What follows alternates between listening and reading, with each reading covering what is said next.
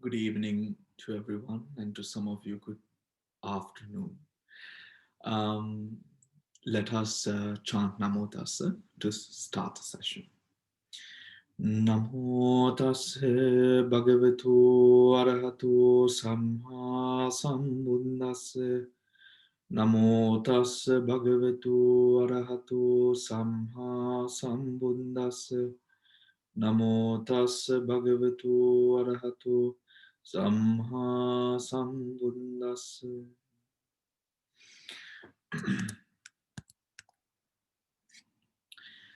All right. So we are continuing with the Madhupindika Sutta, which we partly went through last week. I think we stopped at page number, I think it was page number 111. Was it 111 that we stopped at? Yes, Bante. Yes, we stopped at page number 111. Give me a moment, I'll just grab my tea. Sorry.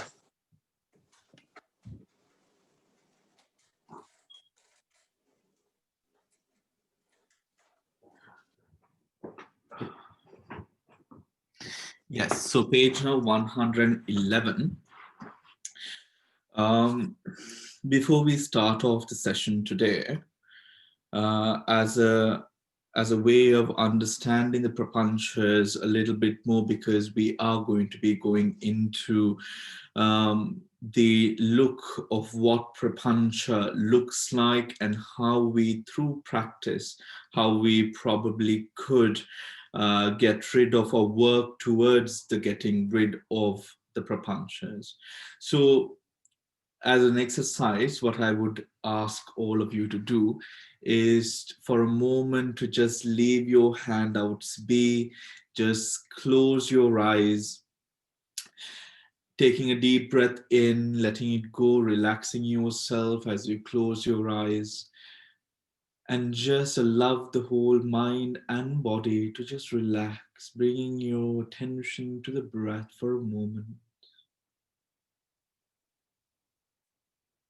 Observing the mind, from the breath coming to the mind and observing the mind, being aware of all that is going on,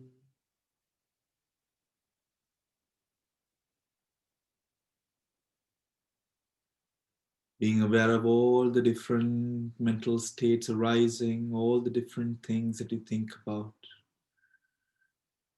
all those mentalities. More important, we give some sort of value to these different mentalities that arise.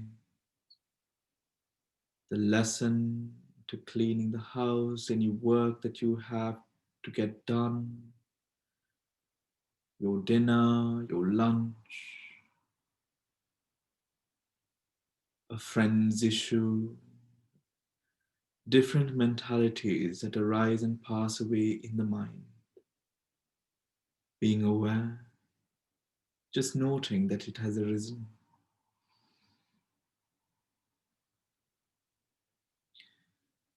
How does the mind react when I ask you these questions? Observe the mind as I would put these questions to you. What are the thoughts that would arise? What is a perfect job that someone could have? What might be the perfect salary? Where in the world would be the perfect place to live? If you had one thing, and just one thing that you could wish for, and this thing could make you happy for the rest of your life, what would that be? Who is a person that you love the most in your life? Who is a person that you despise the most in your life?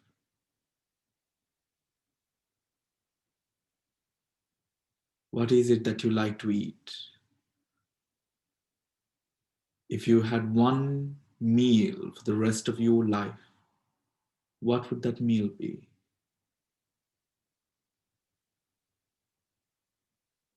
Taking a deep breath in, gently opening your eyes, awakening. Oh. All right. So now through that exercise, right? I mean, it was basically a sort of a contemplation, awareness of the mind.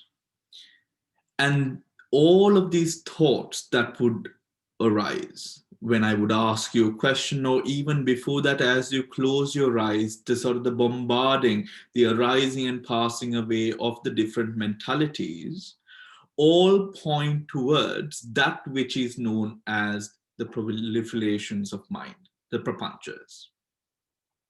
These prapanchas, right?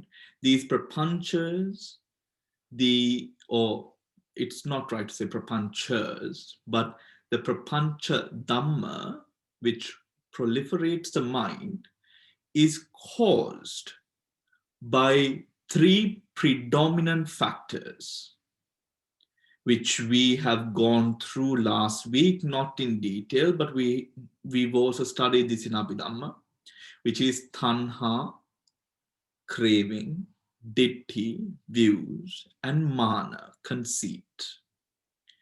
The tanha, ditthi, and mana are those elements which aid in the process of the mind now becoming overwhelmed by a certain phenomena.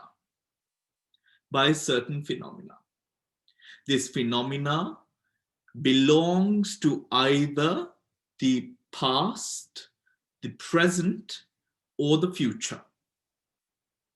Usually, something which belongs to the past and the future. More than the present, but the present can be affected as well.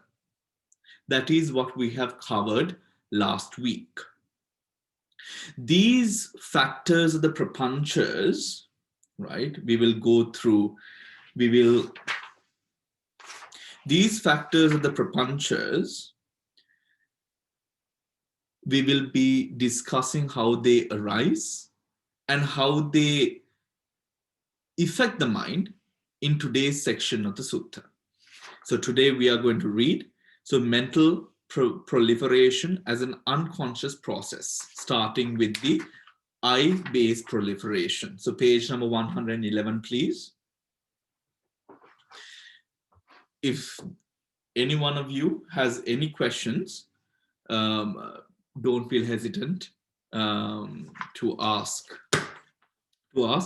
But also I would request not to disturb the pattern of thought, because sometimes I say something and then especially I think in a lesson like this. So after I have said whatever it is that I have said, then you can ask any question that you need to. All right.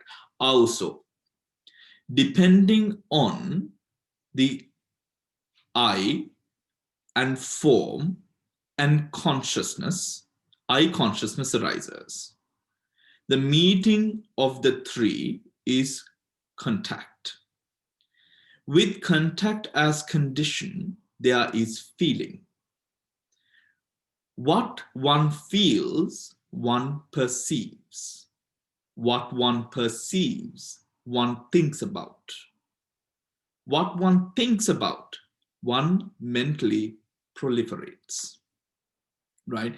Now that is the pattern by which prapancha occurs, right?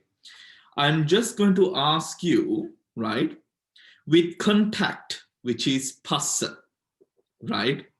So remember to also always, all of you are proficient in a bit of Pali, or these words are also similar to Sinhala. So also note, just don't hang on to the English, because then somewhere else, even in the Dhamma talk, when you sort of hear these words, the Pali words, then you know what they are speaking about, right? So phassa, this is important for you to actually by the side of your notes. So it's phassa, contact is phassa, and then feeling is Vedana. So Passa leading to Vedana. And then perceiving here is Sanya, right? Sanya, perception. And then Sanya turns into what one thinks about is Vitakka, and Vitakka comes into Prapancha,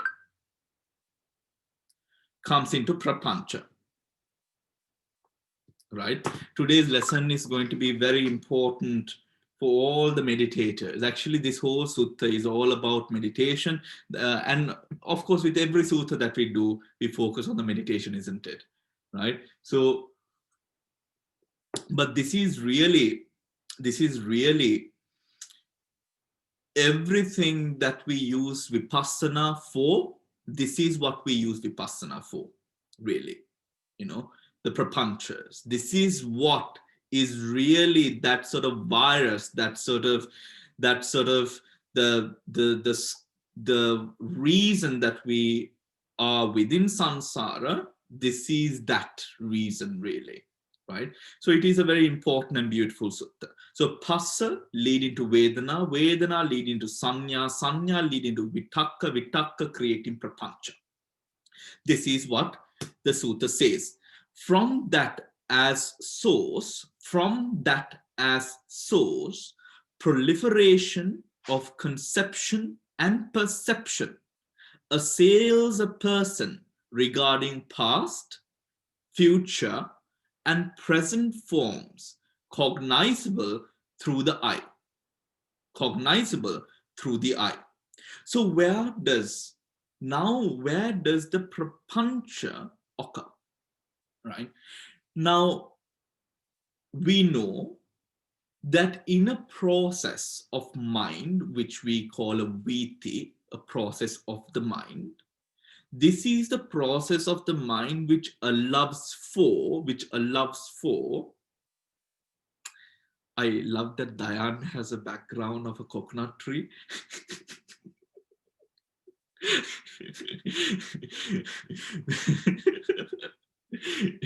He lives in America but still can't let go of the coconuts. All right, coming back.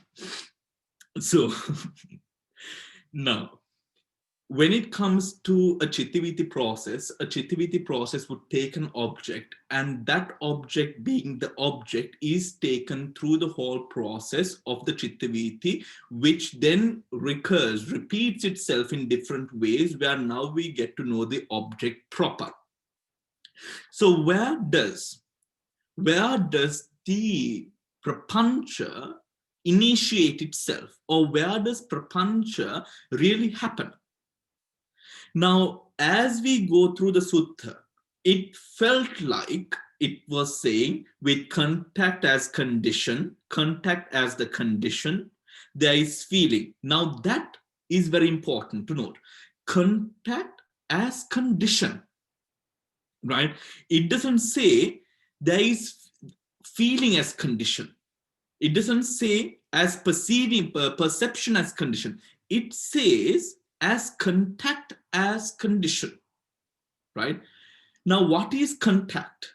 Remember, we have gone through the I, the form, and the I consciousness, which comes together, the mansikara, which comes together, where now it creates the occurrence of the object. That contact, having taken it as condition, now that means the object is just a condition, singular, a condition. Where are the other conditions? The other conditions are brought in through the mind itself. So prapancha occurs in a very subconscious way to a mundane human being, without or beyond your control, especially to a mundane person. Who is a mundane person? A person without the developed insight into a mind. The prapancha made possible by tanha, ditthi, and mana, craving, views and conceit, allows these objects which are taken through the five sensory bases to overcome and proliferate the mind, right? To overcome and proliferate the mind. Is that a little bit more clear than than when we sort of talked about it last week, right? So it proliferates. Now imagine that this proliferation is actually like a big bucket of water falling on your head, right? The water, not the bucket, right? Being poured over your head and your whole body being drenched in now water.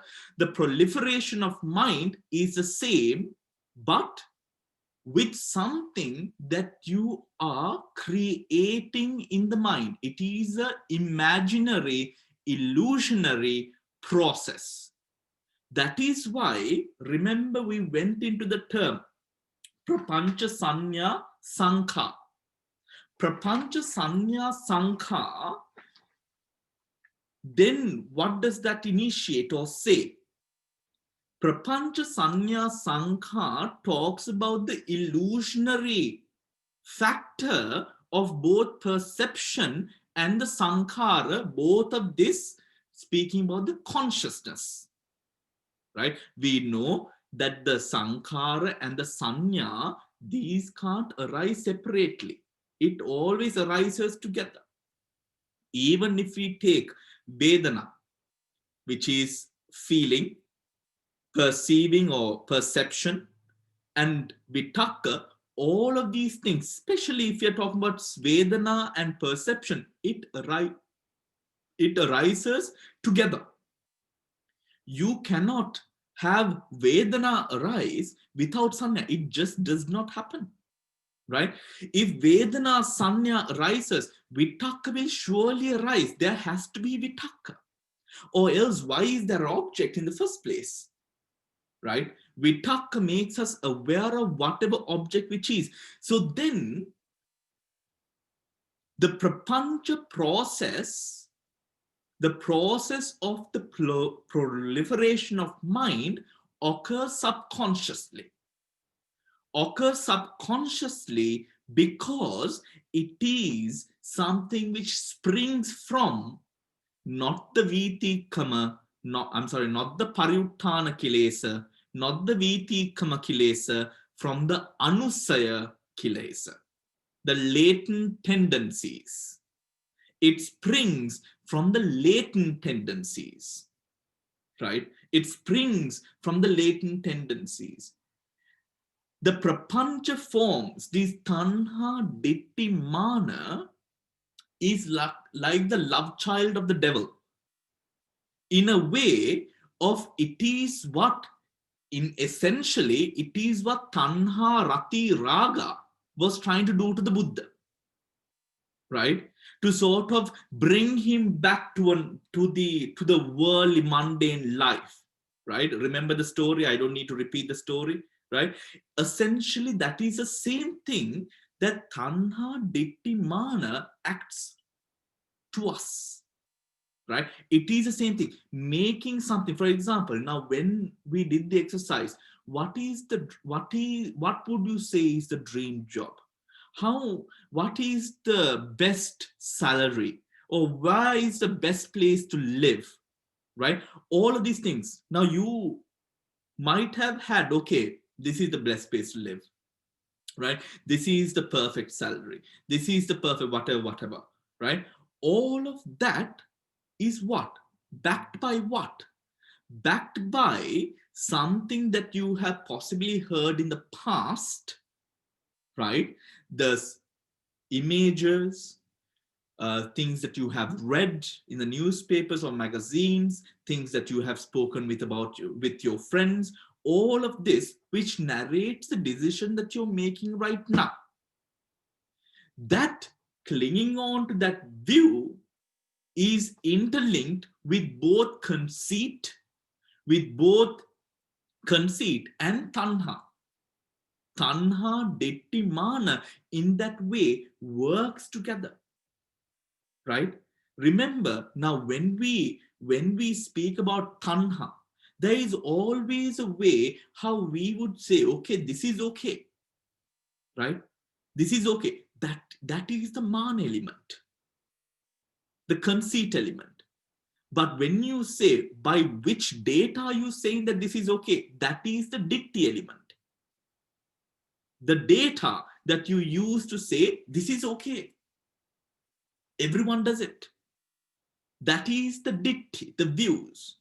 Then there's the mana where you want that, where you want to make it a part of yourself, a part of your human experience. And then there is a craving itself.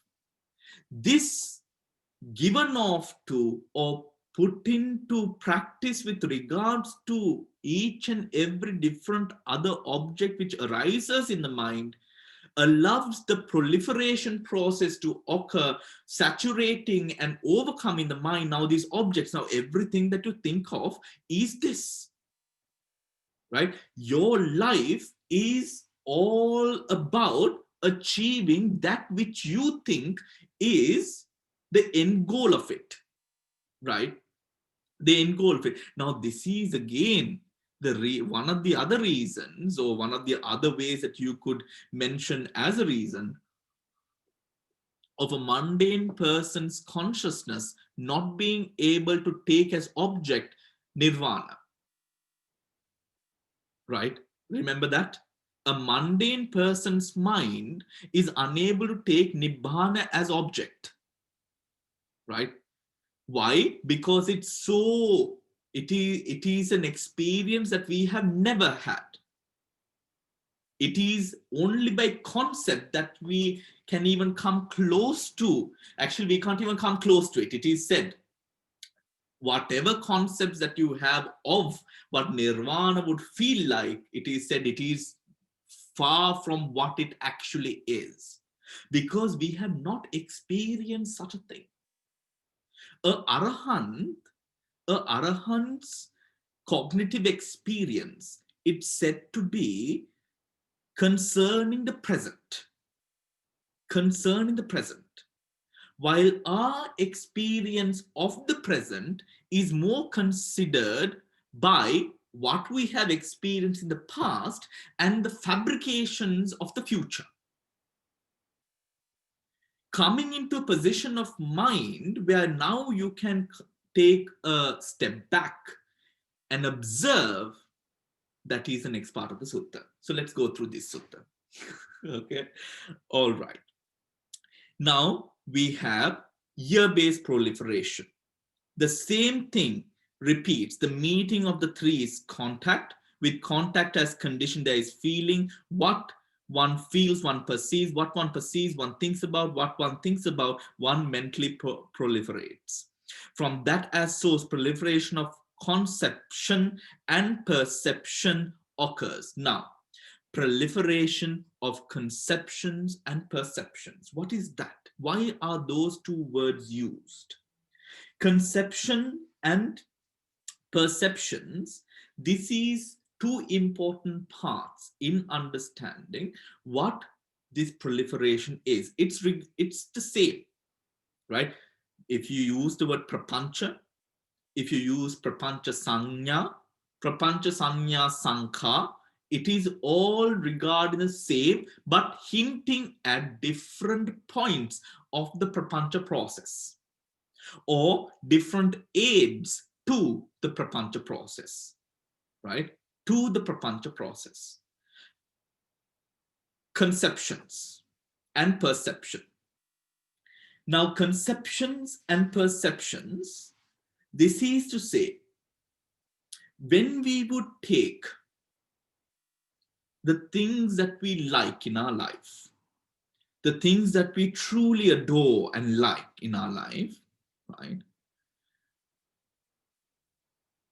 We can see that through time, with understanding or with an influx of different data that we perceive, the things that we like and the things that we adore in our life changes, right? Changes. We can see clear, for example, when you all were younger, you all were not very much into Dhamma, right? you probably would have been into your careers, into sort of, giving your children the education, the tiger mother role, pouncing upon your kids. Right? That is what, when you were younger, that is probably what all of you were doing, right? But with the changes of conditions, you have found yourself now much mature and having to like things, or having come to now like things that you never thought you will like before. Hasn't that happened? It has, right? Even now, that is an example. Another example. Now, when you take beauty, right? When you all were younger, much in your teenage years, right? What was beauty perceived as? You know what it was perceived as, right? Now, how is beauty perceived as, right? How was beauty perceived as? Now, I read a sort of a research paper some time ago where it said, back in the day, meaning much, much, much back in time, right? People with, sort of defined, toned abs, right, were not found attractive back in the day, way back in the day, because it was only poor people who had abs, right? Because and so it was not found attractive. The people who were much, much more healthy looking, right, were considered much, much more attractive because they were perceived as sort of wealthy and having the means to feed themselves, right? Now, see how our liking towards a person over the years now have changed from not liking that sort of toned sort of figure to now completely being all about it, right? So that is the prapancha process there happening. That's the prapancha process, where now, with whatever manipulation that we are put through, right? With whatever manipulation that we are put through, our likes and dislikes can be maneuvered and manipulated by the prapanchas. I think during the time of Cambridge Analytica, right, there came out this sort of discussion. All of us know what Cambridge Analytica was, yes, right? There came out this discussion about techniques of population manipulation, which was possible but was illegal and could only be used at time of war and all of that, where the government had the ability to use these manipulation techniques through the media, etc., to get people to do whatever that they wanted, but it is illegal to use, right? Now, see, that is only possible if prapancha exists. Why? Because prapancha is a process which engulfs the mind of a person who is mundane, who goes with the flow, who is not aware, who is not mindful and aware of what is arising and passing away in that person's mind. In that person's mind. So he goes with the flow, right? That is what happens in the eye, the ear, the nose, the tongue, and the body base, right? With regards these 5 objects, this is what happens, including the conceptions of the mind that we have perceived. So the prapancha process would find itself from the inception of the object, not midway, not in the javana, from the inception of the object, right? Because remember, the word that came up last class was these phenomena are concurrent. They arise at the same time, almost so fast that we would see it at the same time, because it mutually connects and supports one another, right? Is that understood? Any questions? Okay, moving on, right? Moving on. Now, when we refer to, let's turn to page number 95, please.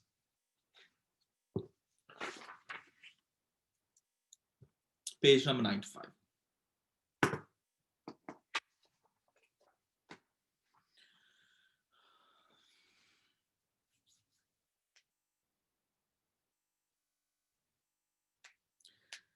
So 3.2 explanations. Second paragraph, essentially. Essentially, this domination begins any of our sense experiences, sense experience. When the sense faculty and its respective sense objects and consciousness come together, there is contact. That is a sense experience. This in turn generates feeling, Vedana. How we see pleasure in something perceived as being attractive, pain in what is repulsive, and boredom in the neutral. The perception samnya in turn generates thinking. And when we think in this way, we mentally proliferate, right? We mentally proliferate. Notice that prapancheti is a passive verb. We have no control over such unconscious process. We simply explode into countless conceptions, sankhar, and perceptions about the past, the future, and the present sense experiences.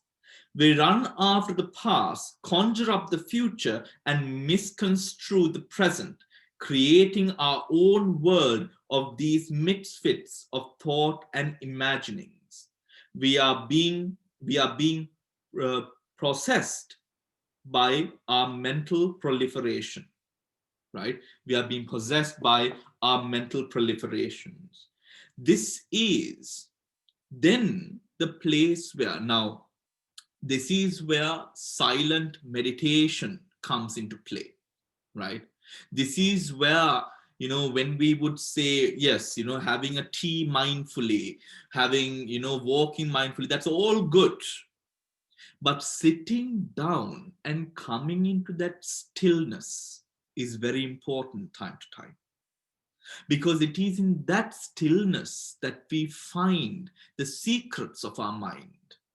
It is in that stillness that we calm down the temptations, the fires of anger, lust, hatred, malice, and all of these sort of emotions, these very mundane, humanistic emotions, and we come to observe the true inceptions and influxes of these phenomena, the conditions which allow these phenomena to be whatever that is, right? Whatever that it is. But remember, to come into a situation as this, where we are able to observe the prapanchas, at first we do it at a conceptual level, right? We have to give ourselves some sort of directive and guidance, and that is where conceptual learning comes into play. However, the conceptual learning is, as its name suggests, only that conceptual, up until we are really able to bear its true fruits of Dhamma through meditation, right? So really, Dhamma is really nice. Dhamma is really good. Dhamma is very nice to discuss and to really know this is the way the world operates. But to yield the true fruit of Dhamma, one must really sit down and meditate. And meditate. Without which, it is only really, what is it? It's only really information. It is only really as much information as would be in Chicken Soup for the Soul, which is my favorite book, by the way. At least when I was in the monastery, chicken soup for the soul. Housewives have a lot of insight, I believe. You know, all right, because Chicken Soup for the Soul is written by housewives. All right. So let's move on. Discerning Mental Proliferation, page number 112. Right? 112. Discerning mental proliferation. Now, this is the practical part of all of this. Right? Now we know what mental proliferation is. So now do we actually know what mental proliferation is? What is prapancha? If I am to ask someone.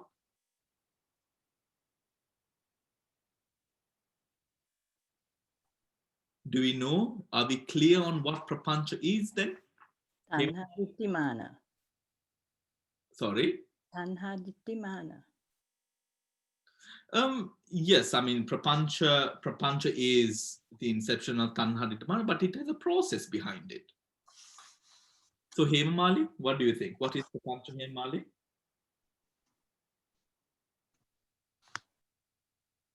I would say a collection of thoughts. Yeah. Now we have to be a little bit disciplined here. Now, when I say Hemamali, right, if everyone is talking, right, thank you so much, Hemamali.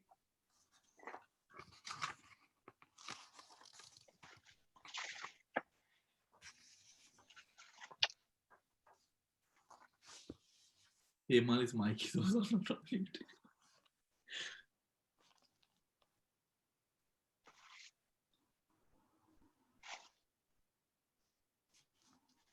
Okay, until Hemamali manages her mic. Shriyani, what did you have to say? How I understood is it's like a chittaviti process, which is you are using the passa, vedana, sanya, vitakka to attain prapanya. That is the process. Attain prapancha. It's a process.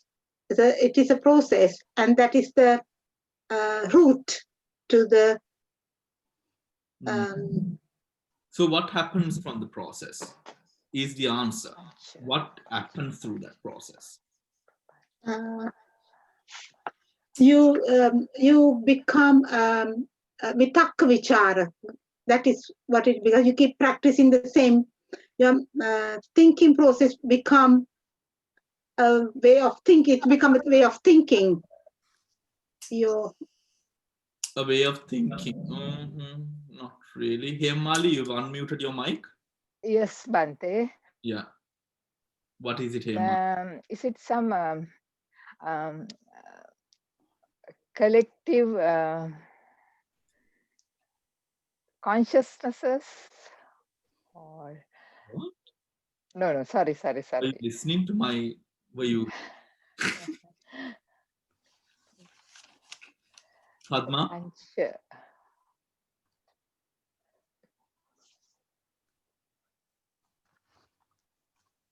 Phone today. So, well, I mean, what I understood was, I mean, it's a proliferation of the mind, the process, and it starts off as at the beginning with contact, leading to feeling leading to perception into thinking, and that thinking makes the proliferation, the mind to proliferate and to probably think more and more, and therefore we get more and more cravings.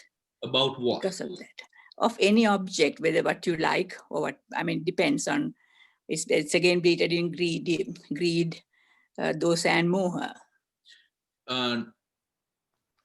So you've got the gist. So basically, so through the help or through the elements of tanha, ditti, mana, craving, greed, craving, strong view and conceit. And conceit. Yeah. Through these elements, this leads to the mind being proliferated by a certain object. Yeah. Right? Yeah. That is what prapancha is. Doesn't sound so bad, isn't it? No. Doesn't sound so bad.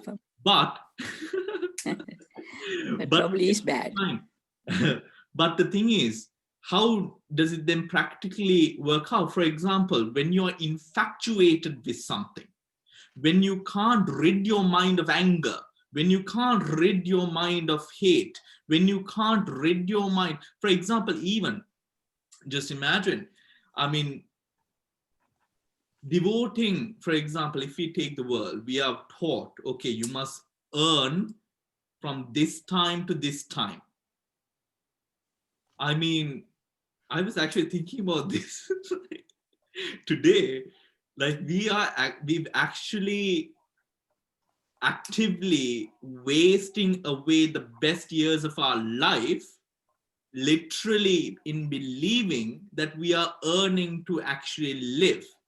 But in actuality, that condition is something like earning to die, you know, to be able to, rather than really experiencing life, that whole experience that we derive, or that whole sort of experience, how our life changes because of these different objects that we take up. Yeah, okay. We work so much hoping that if we are able to afford these things, if we are able to go on these trips or whatever it is, that we will be happy. That is a proliferation of mind. Okay. You know, Thank you. Yeah. we believe that, okay, if I know this, if I know that, right? Even in Dhamma, you see, if I study the Patthana, I'll be happy. I'll know the way. If I study the Paticcasamuppada, I will know the way. If I do Pali and I read, I mean, comparatively better than anything else, but the same thing. Comparatively better, but the same thing. Same thing, right?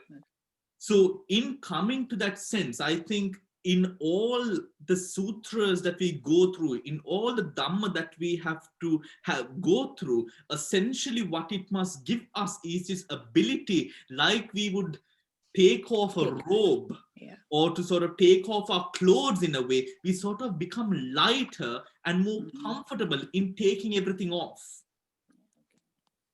Right? Being more comfortable in the fact of, okay, I have not done this, right? As a teenage girl or boy, I wanted these things. I thought I'll be this, but I haven't. This is what I've ended up as, but that's okay.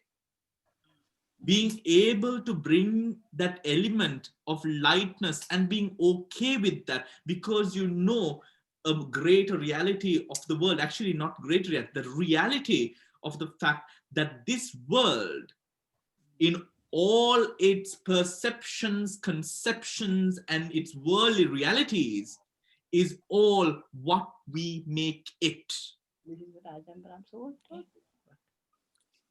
Okay, yeah.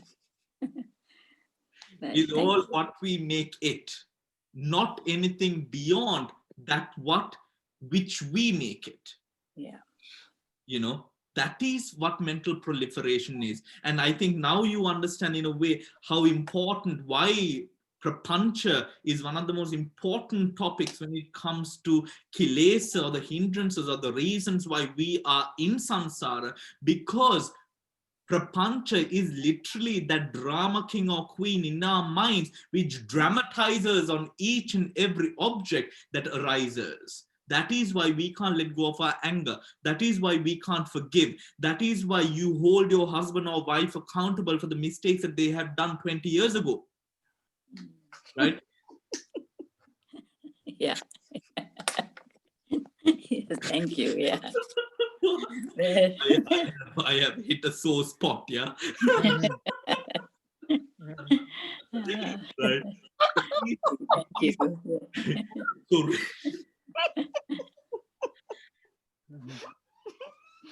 right. So it is in every way, that which actually keeps us entrenched and shackled onto what we think is right, onto what we think is fair. Right? Moving on. Discerning mental proliferation, page number 112, please. I-based proliferation.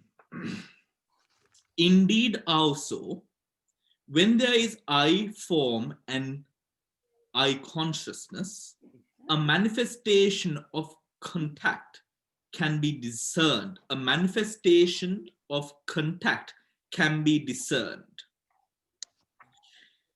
It is possible for this to occur. Now, know that this part of the teachings are now connecting to Paticcasamuppada, right? And connecting to Paticcasamuppada. I don't know if you have come across the Bhatta and the Vivatta techniques of the Paticcasamuppada, which is the arising and the dissolution of the Paticcasamuppada. So the trick or ability for a person to get rid of the prapanchas lies in that dissolution of the Paticcasamuppada. We'll come to that. A manifestation of contact can be discerned. It is possible for this to occur. When there is a manifestation of contact, a manifestation of feeling can be discerned. When there is a manifestation of feeling, a manifestation of perception can be discerned. It is possible for this to occur when the manifestation of perception, manifestation of thinking is discerned. It is possible for this to occur. When there is a manifestation of thinking, a manifestation of an assault by a proliferation of conception and perception can be discerned. It is possible for this to occur, right?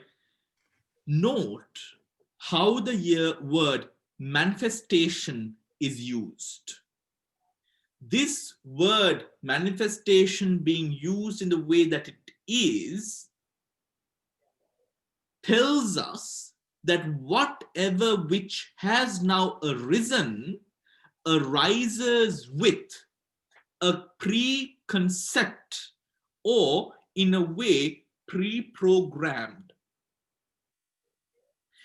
with a pre-concept or a pre-program, right? Or a pre-program. Now, let's turn to page number 96, please.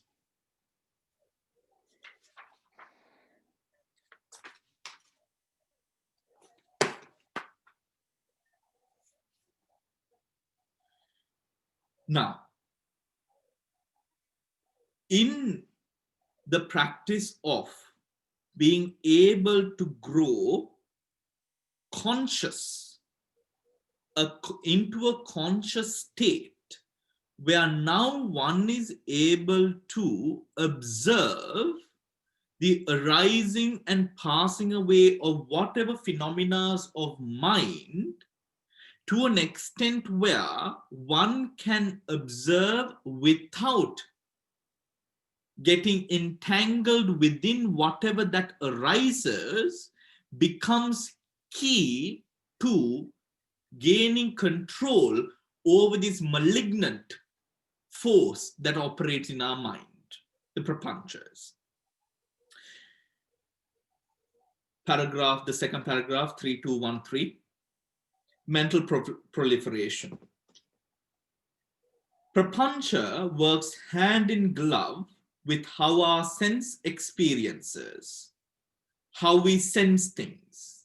It is rooted in our unconscious mind, that is, the latent tendencies, the anusayas, so that we are not aware of what is going on.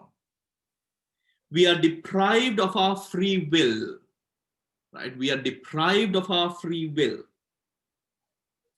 The full term for mental proliferation, prapancha, is prapancha sanya sankha, which gives us the key words for the working of mental proliferation. Now, when we take sanya, we know the sanya to be a part of the 5 aggregates. But the process of sanya and sankhara are similar yet different from the task that is performed by the sanya of the 5 aggregates. Right? Let us say, Although related to the perception of the five aggregates, here it is very much like consciousness, vijnana. It works like consciousness, basically aware of sense object, but it also evaluates and value at them, recognizing them from our past experiences. In other words, we only allow the familiar into our lives or perceive all our experiences as we desire them, not as they really are. Right? Not as they really are. This is the reason that I believe that one can fall in love with anyone. Right? You just have to know where to look. Wait, that sounded so wrong.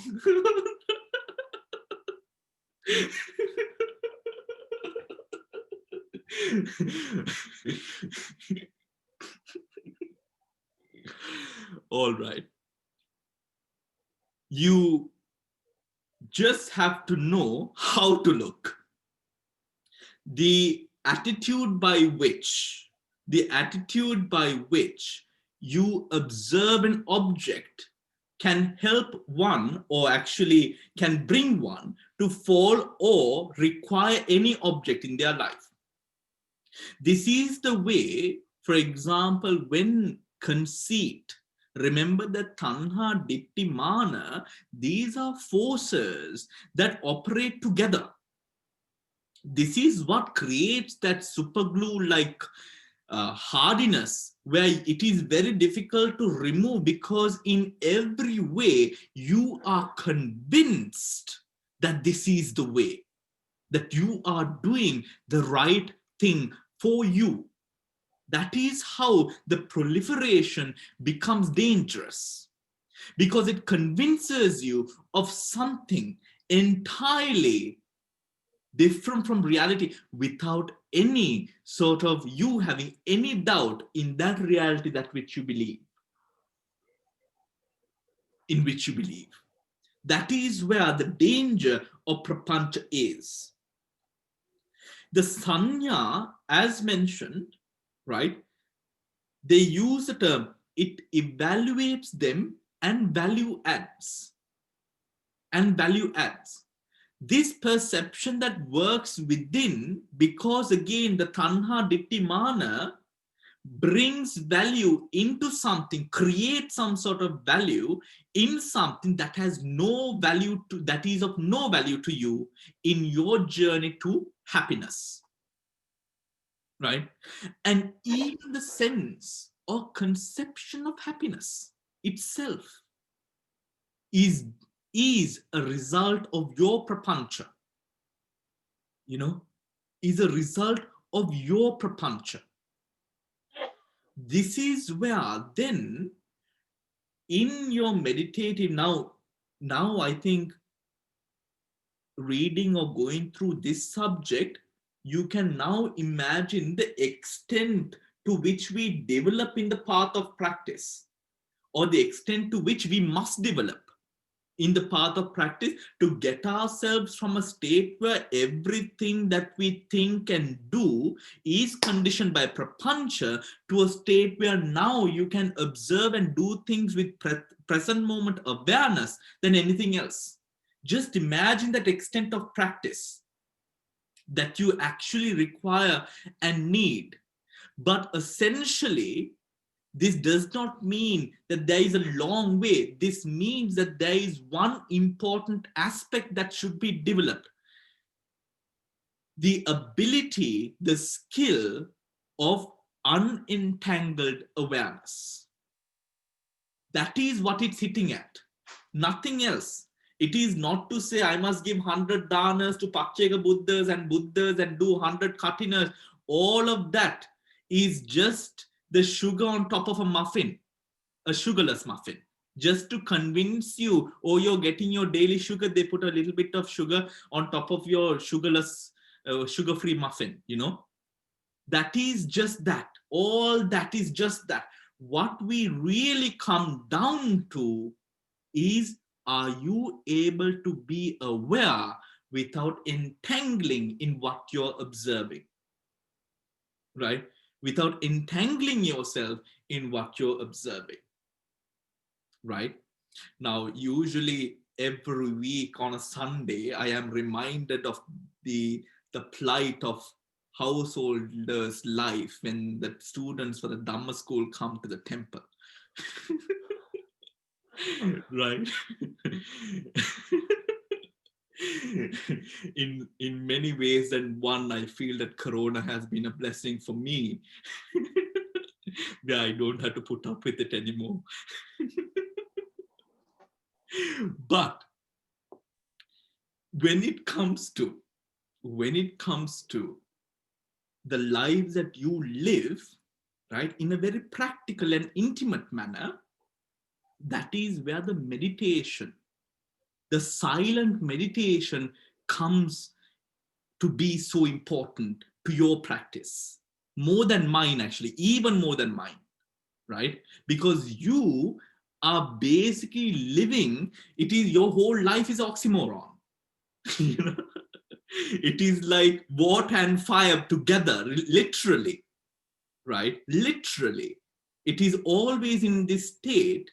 And that is why this silent meditating practice, where you tell yourself, okay, 24 hours of the day, usually committed to what I assume are my successful goals. Out of that day, I commit 30 or 1 hour, 30 minutes or 1 hour to this practice. Let this practice be good. I'm sorry, not good. Let this practice be a time where I can put aside everything else, right? Telling yourself that and just observing the mind equips you to really be able to observe the prapanchas without getting entangled in them. This is really Dhammanusati practice, right? Dhammanupassana is very closely related to this. But this is a part of, even for example, as we progress along, Kayanupassana, Vedanupassana, Chittanupassana, it all really comes down to this, right? When you are observing a sensation in Vedananupassana, the perceivable of the sensation as pleasure or pain, fast or slow, all of that is prapancha. For you to come out of that state where now you are not moved by anything that is arising and passing away, that is the state that we try to develop ourselves to, where you know of what is arising, but you are not entangled in it. You can observe something from a sort of like a helicopter view or eagle's eye view. Same thing in Kayanupassana. You're doing your walking meditation, maybe breathing meditation, maybe postures, iriyapata, asubha, whatever it is. You are now, that is where, for example, when some people or even children really are taught anicca, impermanence, right? We take it in a way that we sometimes take it in a way where we get depressed. We are like, okay, there is no purpose to life, right? That happens where now you have started entangling yourself in the anicca, which is not really what we must be doing, right? In the parliament, I'm sure we all sort of listened to today also, there was a parliament here, isn't it? We were all listening, I presume. The beauty of that, as an example, whoever is speaking to the speaker. The reply which is given to whatever which was said to the speaker is also given to the speaker, right? This takes out a very crucial element where the personal attack is taken away. The same thing is done by the Buddha. This is actually a technique, so we'll go into the example because it's important for this. At one time, the Buddha, in one of his previous lives as a hermit, lived very close to a kingdom. And whilst the Buddha resided in this kingdom, the king was taking care of him. The hermit had miraculous powers where he could sort of fly as well. So he would come to the palace for his alms every day by air, right? The king had to go for war, to the war, So he left the queen, the chief consort, in charge of serving alms. And one fine day, when this hermit came for his alms, he landed wherever he did, and the chief consort was taking a nap. And as she got up, stunned by the hermit, the most respected hermit in town, being there right on the porch or wherever he landed for his food, she got up, her shawl fell, right, and exposing her body, her naked body, to the hermit. Lust arose. They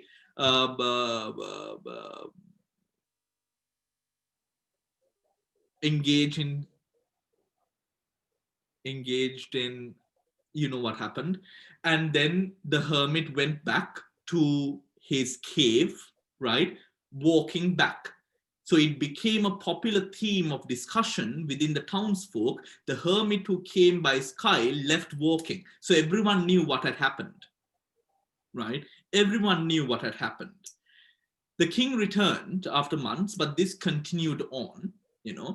So the hermit would now come and they would interact with sexual intercourse, and then the hermit would return back to his abode, right? And this continued on for months until the king returned. And when the king returned, the ministers notified the king of the transgressions that were committed by the hermit and the chief consort.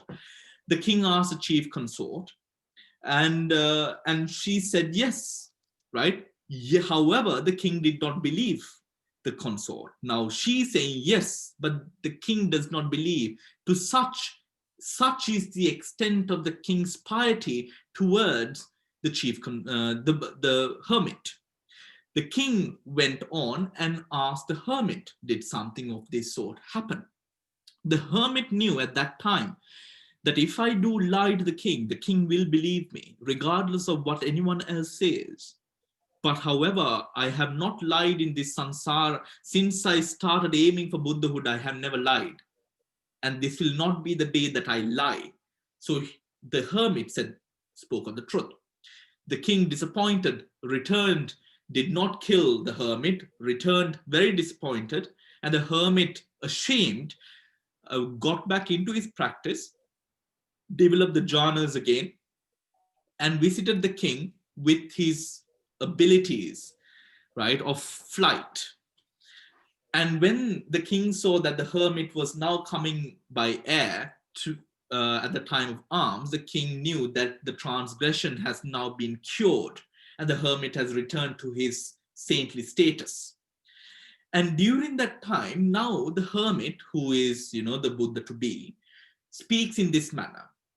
He speaks of the transgression in third person, the act in third person, meaning such are the ways that the mundane who are affected by the kilesas, who are drenched in the kilesas, who have not got rid of the kilesas fully, this is what happens to me. In that way speaks of that which happened, the incident, right, as rather a foreign incident. Now this might come as, you know, in a weird way of discussion, but this is the way that an incident is isolated and spoken of in a way that it is not taken personally, right? This is a technique that the Bodhisattva then used, the Buddha also used, right, to speak of. This is removing the personalization of that which happened.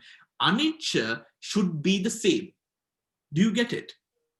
Right? Where anicca is a law of condition which applies not only to yourself and your life, it applies to each and every phenomena, animate and inanimate, in this world, in this universe, including the lights, the stars, and the sun, right? The narcissism within us, when we take it or when we study, now kids don't know how to balance this. So what happens? They don't know, and even actually some sort of adults really, you know, in the same way, when these egotistical tendencies are so high, you take it personally in the way that now you lack that motivation to go, motivation to go, to do whatever which is to be done in your life, right? Which is to be done.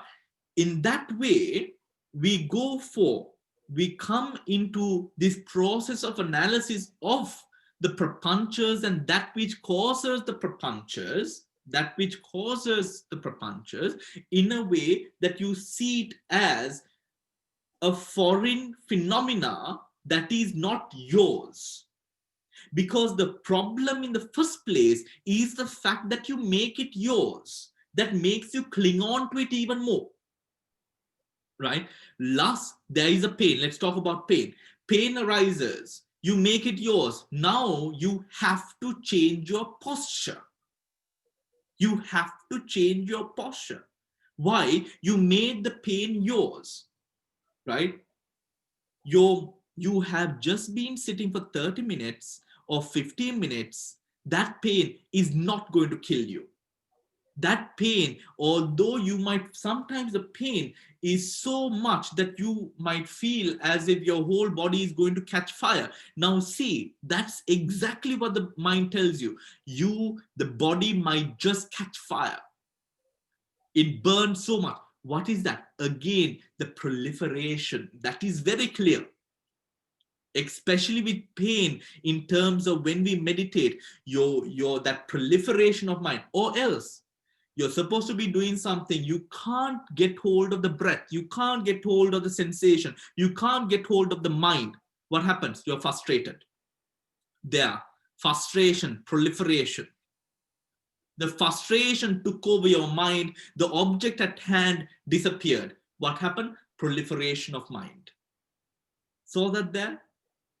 Right? Those are those practical ways that we really do see in our meditation, right? You are in a calm, blissful state. We are practicing metta bhavana, right? And then someone decides to walk through the room or to tap on the door. Now metta bhavana turns into dosa bhavana, right? You're like, this man, he's come to ruin my life. There you see proliferation. Right? Proliferation.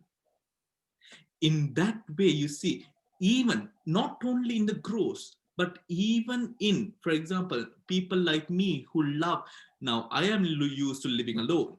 I'm dreading when Corona will be over and I will have to have more monks over here. I might be sounding like such a bad person. But yes, I mean, who doesn't love to live alone? In that sense, even that which you stick on to say, I do prefer this, or this is, that is also proliferation. That is also that proliferation. In that way, proliferation of mind, the way to tap into that awareness where now you are aware of that proliferation happening is consciousness.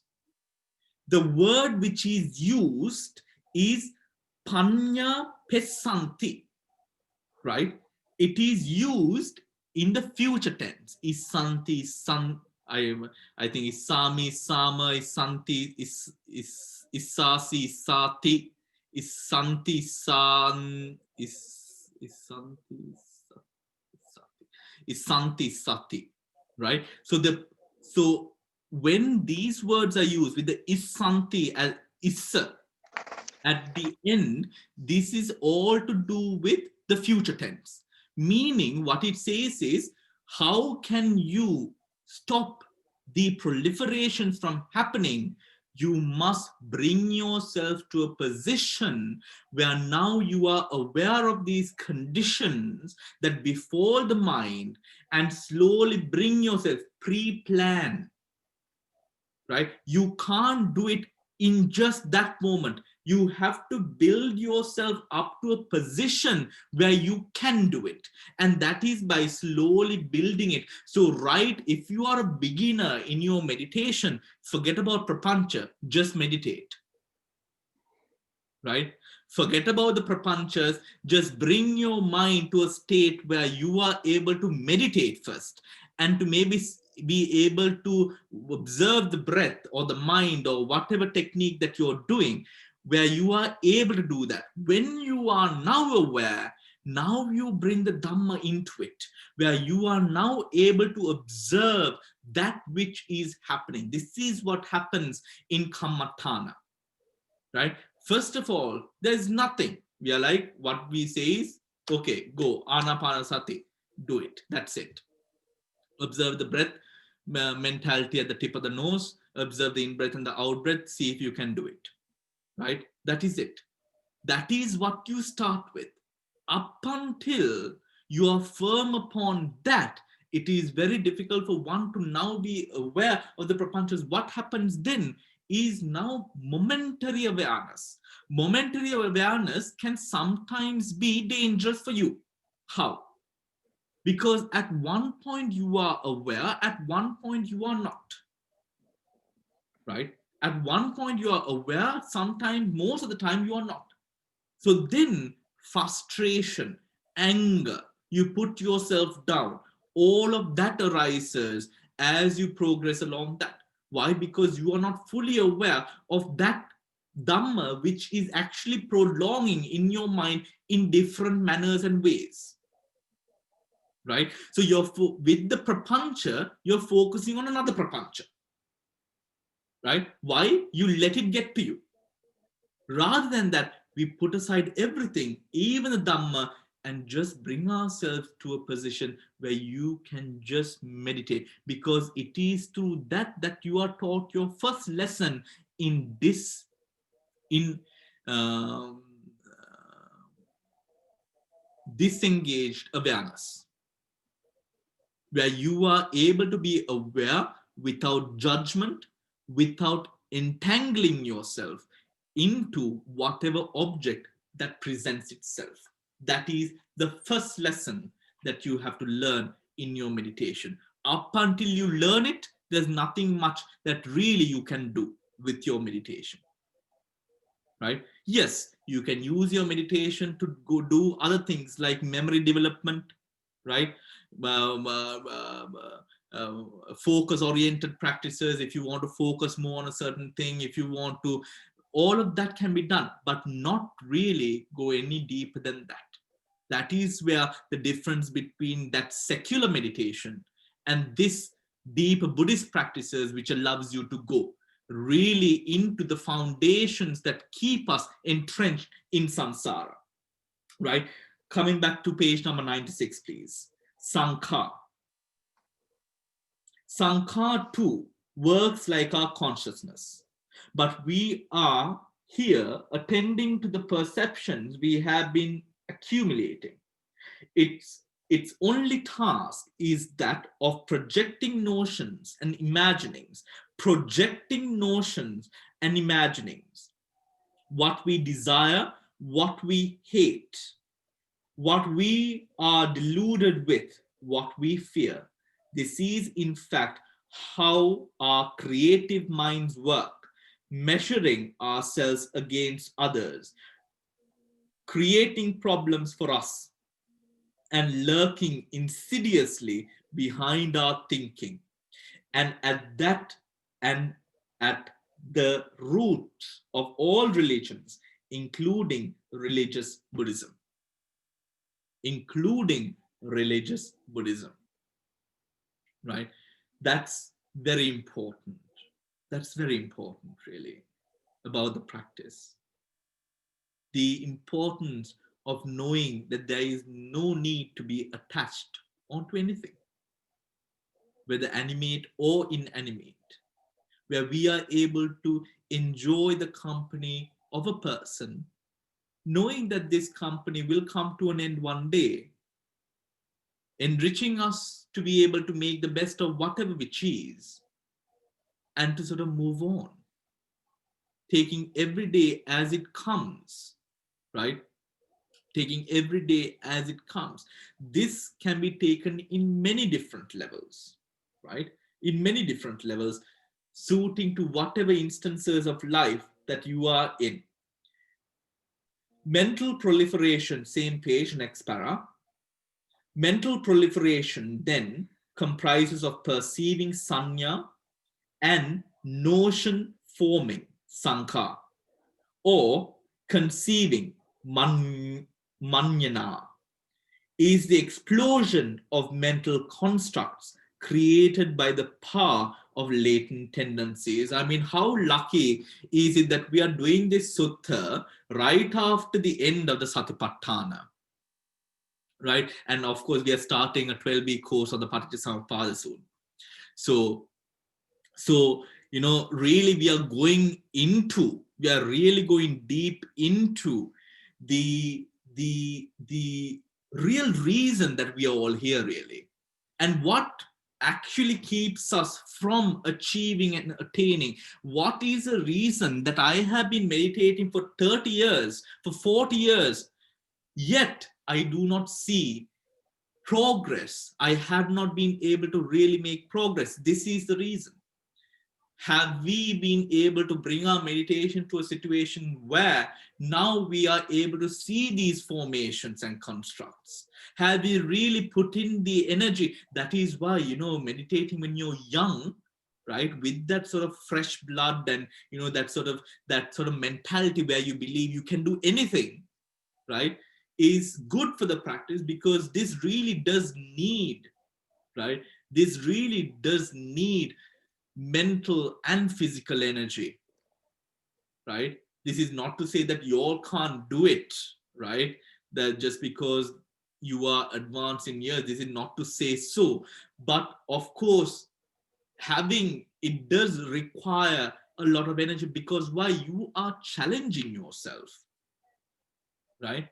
You are challenging yourself against whatever addictions you have, challenging yourself in whatever attachments that you choose to create, right? You're challenging yourself. But remember, keep this practice up. Remember, even if we don't attain this time with this body, we have another body coming up, remember. So don't worry about it, right? Just keep on going, right? It is not, if you are focused upon this, you have nothing else to worry about the next life. That is what Achancha said. No, a disciple of the Buddha is not worried about the momentary death. He is only worried about the final liberating death. That is the final destruction. If you are a true disciple and you really do believe in the Dhamma, keep your mind on the Dhamma. You don't need to be bothered about what my last Chitta Viti is and what is the Patisandhi Chitta and all. You don't need to be worried about all of that. It will happen. But you keep focus on this. Because remember, you being worried about the Chuti Chitta, you are actually worried about something you can't control. Isn't that against all of the Dhamma we have been learning? Right? Literally me opening your mouth and spoon feeding you, jacking my hand in there. Literally, right? That is against. Remember, do not try to control anything, right? The only thing that you can do for yourself is read the Dhamma, right? Get to these things, go into be contemplative of these things, right? And remember, every day is a new opportunity for you to advance your practice. Every single day, right? If you have learned about the prapanchas and you know this, if you've understood what we've gone through, you now know if you have any sort of hate towards anyone, if you are unable to forgive anyone for anything that they have committed or done against you or crossed you, right? If you have any sort of things that you have not forgiven yourself about, if you think that you have not achieved enough in life, you know the reasons for it. For you thinking that in your mind, you know the reason now, you have no excuse, right? We know that it is the illusion of mind, that it is a concept constructed by the mind, by the forces of tanha, ditti, and mana, which motivates you to think that that is your truth. That is not your truth. That is not your truth. That is the truth of whatever we have picked up in the way that we have picked it up, in the way that we have picked it up. So the truth is not even in the object. It is really a mental construct that we believe is true, but cannot be further away from the truth. It's so far away from the truth, right? So, any questions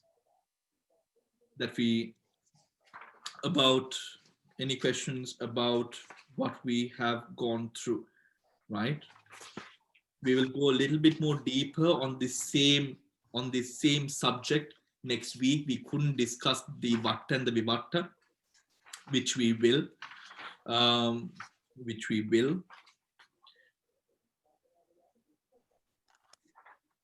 Yeah, I want you to turn to page number 97, please.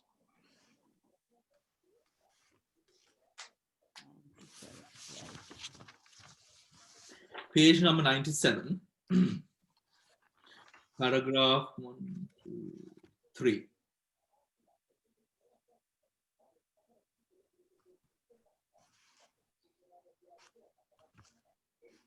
Okay.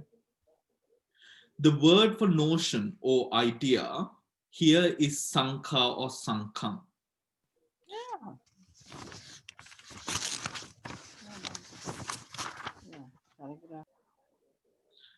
For a better understanding of this, we will examine a line from another ancient sutta in the same Attaka Vagga. That is the Mahavivuyha Sutta. The Mahavivuyha Sutta has this line, Na Brahmano Kappang Upeti Sankham, which can be translated in two ways. One, a Brahmin. Do we know who a Brahmin is? A Brahmin is one who has eradicated the hindrances. A true Brahmin, knowing, does not fall for the imagined. Beautiful. And the second is a true Brahmin does not fall for the imagined, a notion. Right? That symbolifies which should be the practice. One does not fall for what is imagined and for what is a notion. Are we able to see what is imagined, see what is the notion? That is where the key to seeing the prapanchas and not allowing or snipping the prapanchas as it arises, that skill comes through this. That which is imagined, that which is a notion, sanya and sankha. Both of those being manipulations of the mind and manifestations of a mind of anusaya, the images and notions it creates.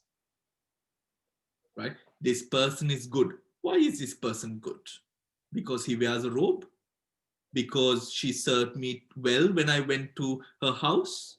Right? Because he smiled at me when I went on for a walk? Because they own a cute Labrador? They're good? See, these are different notions, isn't it? Right?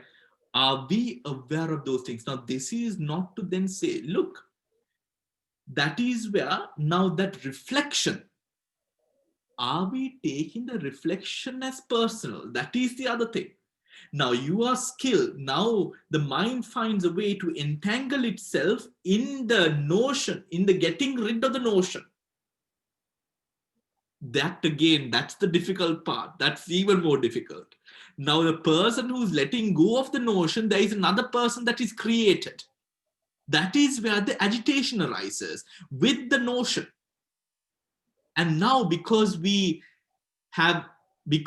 subtle fact of the mind, what happens is when the person who has that notion or has that signal, there can be a sort of a hatred or aversion built towards that notion again. This is where then that samadhi comes into play, where the person, now we know what the notion is or what the imaginary object is. But now the person who is observing that imaginary object, we take it not as the noting mind, but we take it as the awareness mind, and that is it, right? Because sometimes we become aware of the awareness mind, of the noting mind through the awareness mind, and the awareness mind now transfers into becoming the noting mind. That we do not allow, right? There is the object, there is the noting mind, and then there is the awareness mind that is aware of the noting mind. But this, when we are now aware that the noting is happening, what could easily happen is the awareness mind becomes the noting mind in a way that now it gets entangled in another phenomena where you have some sort of aversion. You know, this is what I'm trying to escape. You see this a lot in practitioners. They start resenting people who do bad. They start resenting people who do not live the Buddhist way. They start shoving them down people's throats. Why? Now the awareness has become noting, and the noting mind is too intimate with the object.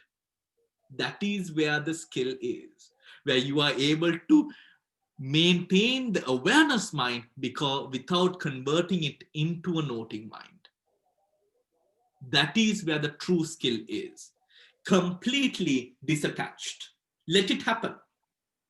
It is really like being, for example, going to visit a mental asylum. Going to visit a mental asylum, you are not in any way moved by what is happening, because you know that is a mental thing. You're not expecting anyone to be professional. You're not expecting anyone to be behaved. You're just observing, but completely disattached. Like, for example, adults may look at toddlers, you know, but not in any way feeling any sort of compassion or something, not that as well. Completely neutral. Completely neutral.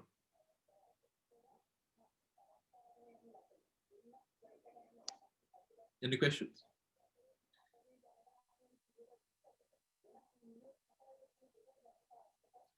No questions? Yeah, Dil. No, it's not about the sutta. That was very good and very clear.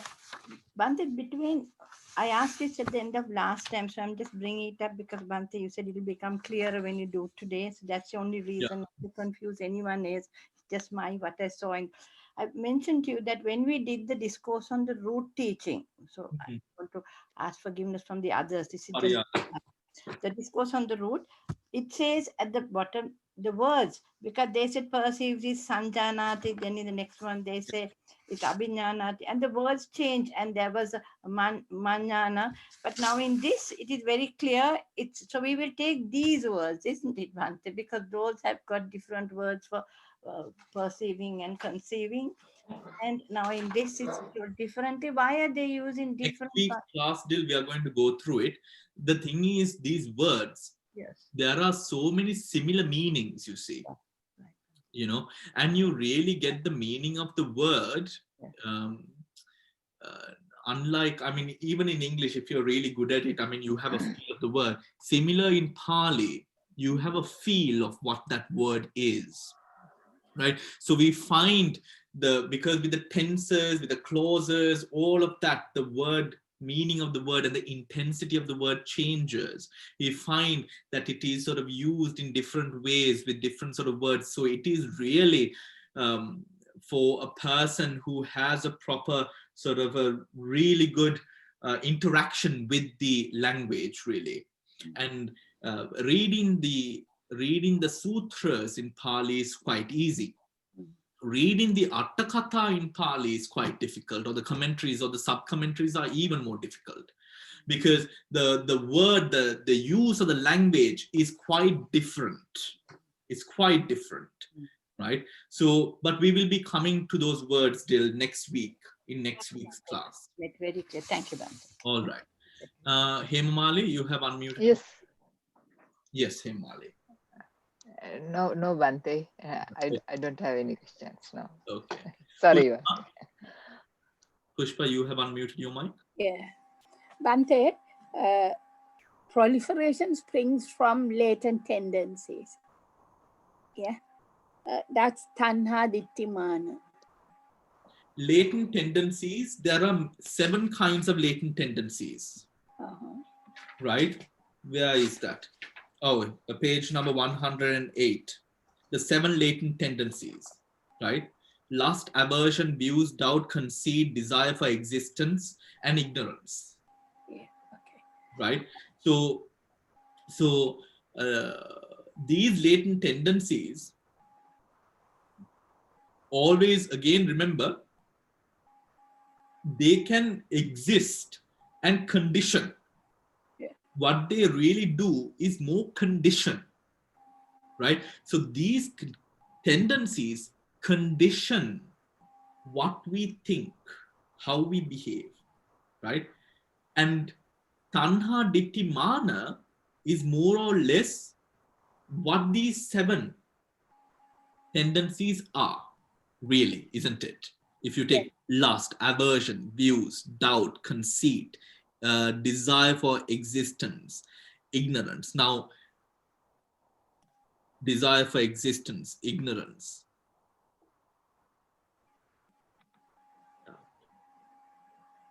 I would say except doubt, all the rest are a part, because doubt, no. Doubt is also there with ditti, right? All what it does, it either attaches you to something or utterly confuses you out of a state, right? It appears in those extremes, in that spectrum. Yeah. Now, is there any association with past experiences? Absolutely. There is. Past experience in this birth as well as previous births, there is. Now, specifically the past experiences, for example, some sort of trauma or some sort of difficulty or whatever it is that one has experienced, these experiences can be the anchor, right? Can be the anchor of the anusayas behaving in a certain way, right? So what really happens is a certain memory anchors itself onto a certain feeling. We call it triggers, right? When a trigger is created, every time with that memory, that emotion arises, right? Now that trigger is created by, of course, our conditioned cognitive ability, right? So the past very much has a very predominant say in what or how we behave and act, right? But some people live in the future, right? There are also some people who live completely about the future, right? But might have conditions of both the past and the future, right? So yes, the present moment, anything, because now the past, if you are comparing, it is all about the past. If you're comparing the present moment, if your life is all about comparison, you are living in the past. What could I have done differently to have a different result? It's living in the past. It's that ego that has come into that process there, right? You being able to take a deep breath in, to breathe it out and say, look here, because at a certain time, I think at a certain time, we all need to grow up. And this growing up doesn't really happen just with age. There's a time in all of our lives, we can't blame our parents anymore. We have to take responsibility for our actions. Why? Because we are people who can. Because sometimes you find like adults, 30-year-olds saying, oh, my mother did this to me. Oh, come on, just wake up. people taking, for example, you have been abused, you have been in, yes, it's a very, very hurtful experience, but we have to be strengthened in a way because it is ourselves who have to come out of that. At one point, we must say, yes, I went through a lot of stuff, but at this moment, how am I taking and making decisions? Am I reflecting that back into my relationships at the moment? Right? That is how the cycle of abuse happens, isn't it? You are abused as a child, you grow up and abuse your children. Right? That cycle of abuse is still there all the time. When are we really going to wake up from that slumber and really stop abusing or that continuing of that cycle? So the past very much has a very deep-rooted condition on what and how we act and behave in the present moment. Right? All right. So we are going to wrap up the session for today, go through the sutta. And I think more than the sutta, you can take the sutta, but really question yourselves, your practice on how we can go deeper into this sort of really getting to know what our prapanchas are, and to sort of every time that you do meditate on trying to sort of observe and developing that skill of being aware without that sort of entanglement with the object. That is what really we are trying to get at through the practice. So thank you very much. I will see you all next time on Saturday for the meditation session. So good night and take care. Thank you, That's very Madhu. nice. Everyone's on. Well, nice.